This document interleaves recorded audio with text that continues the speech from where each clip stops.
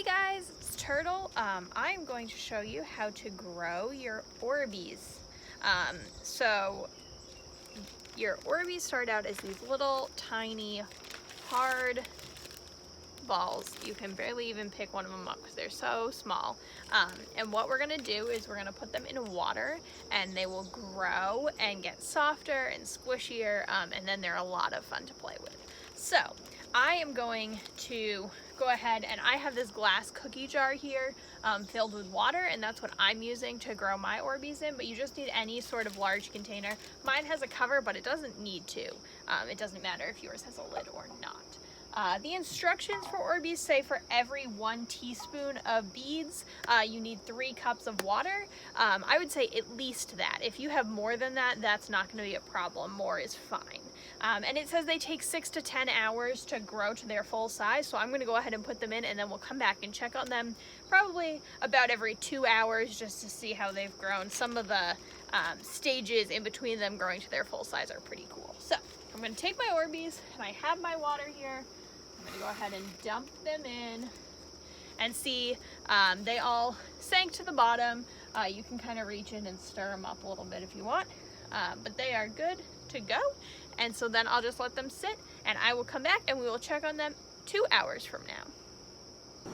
All right, everyone, so it's been 2 hours and you can see in the jar the Orbeez are starting to get bigger. They're actually much bigger than when we started. And if I stick my hand in here and feel some of them, they're getting quite a bit bigger. They now have they look almost like they're knotted.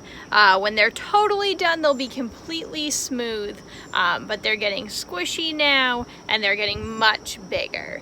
So they still need to sit for a little while longer, but they're starting to get there. They feel really cool if you put your hand in there, and they look really cool.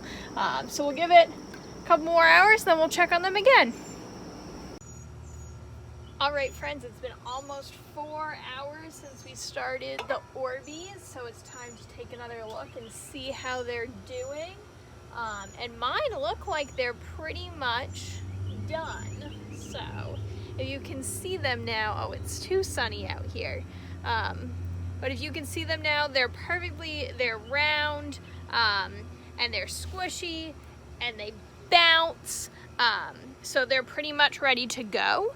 I'm going to leave them in my container of water because I'm probably not going to play with them until tomorrow, so I want them to stay nice and wet.